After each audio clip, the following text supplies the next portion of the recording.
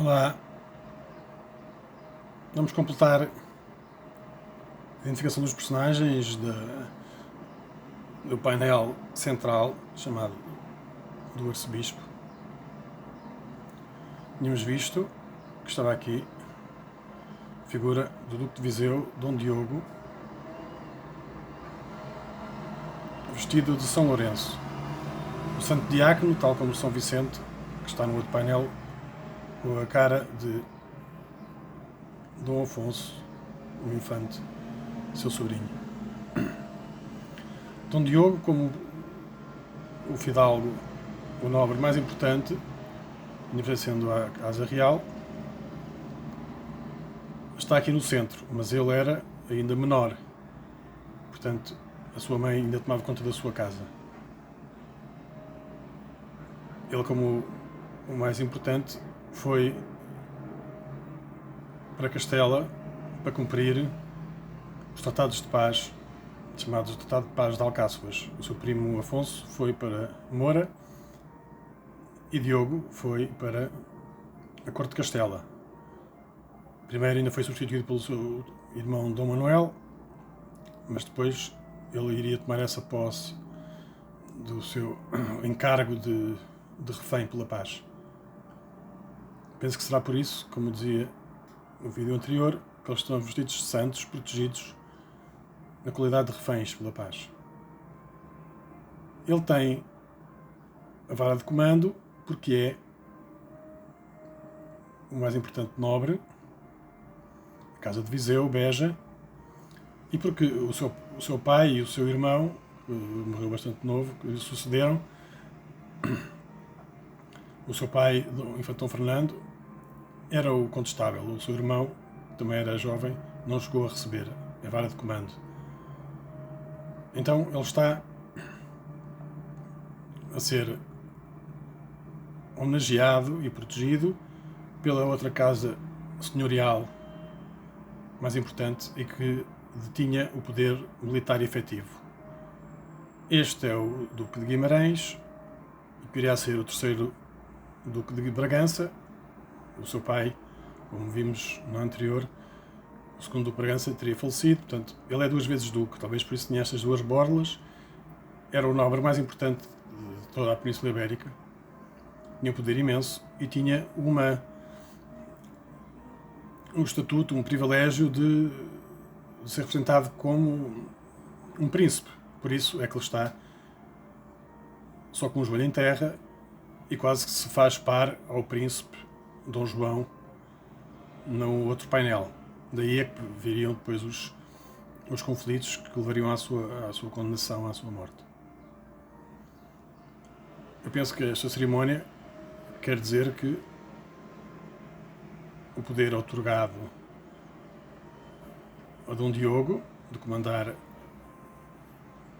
as hostes militares é passado ao Duque de Bragança. Efetivamente, quem era o condestável, que tinha o poder militar, é este Dom João, Marquês de Montemor. É o condestável em ofício, mas quem exerceu de facto, nomeadamente nas campanhas de Castela, foi o mais velho, o Duque de Guimarães, posteriormente ser Duque de Bragança. A sua cara é de acordo com as gravuras que existem, até os olhos claros, que se vêem aqui,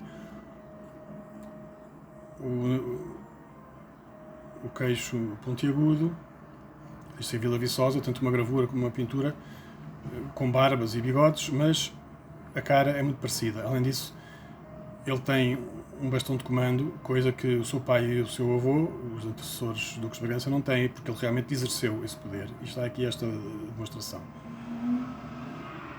O seu cunhado, Diogo, está a outorgar esse poder. Aqui, em posição mesmo de condestável, com a espada entre as mãos, está Dom João de Montemor, Marquês de Montemor o Novo. Ele próprio se fez sepultar em Sevilha com a mesma posição, com a espada entre as mãos. Está na igreja de Santa Paula, em Sevilha.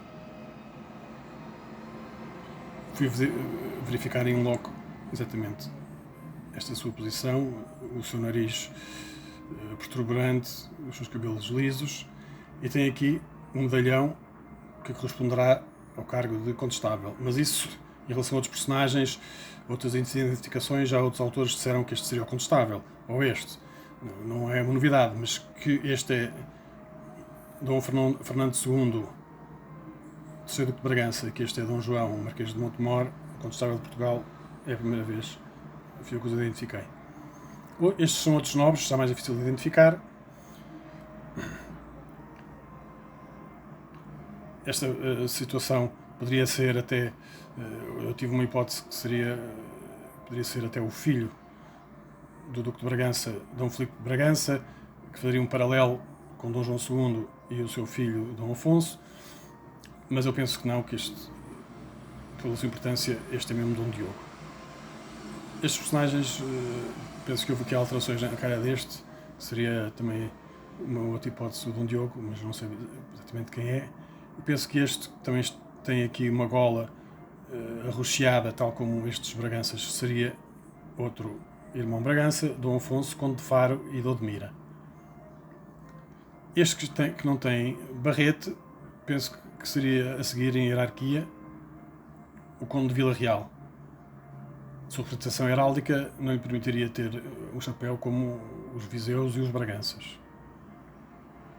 Mas isso são suposições. É preciso ver se esta cara não foi alterada. Se este não poderia ser até, como tem as mãos postas, já um falecido, e seria até o próprio irmão João, do terceiro Duque de Viseu, o segundo de Beja, irmão deste Dom Diogo. Mas eu penso que a suposição aqui seria um pouco deslocada, mas passamos à frente. Aqui atrás estão 11 personagens, os tais 11, tal como um painel chamado do Infante. E porquê é que estão aqui 11? Porque é mesmo o número de dioceses que existiam em Portugal naquele tempo. Só que nem todas estavam ocupadas, portanto nem todos são bispos. Este, nomeadamente, digo que é o pintor que se fez autorretratar, o pintor Jean Fouquet. Estes são os dois arcebispos. Este está atrás o báculo, é o arcebispo de Braga.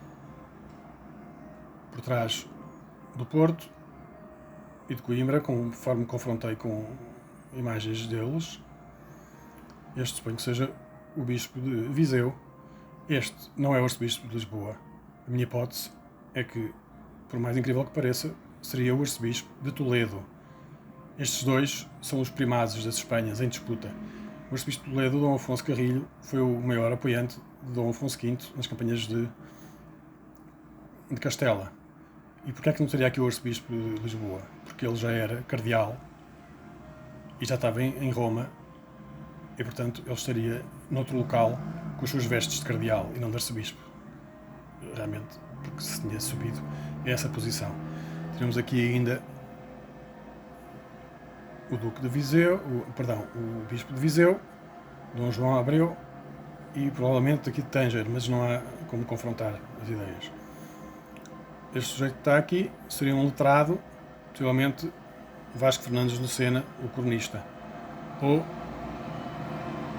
em alternativa, o Dom Justo Baldino, que também foi cronista, apesar de as suas obras não se conhecerem, era o núncio apostólico e chegou a ser bispo de Ceuta.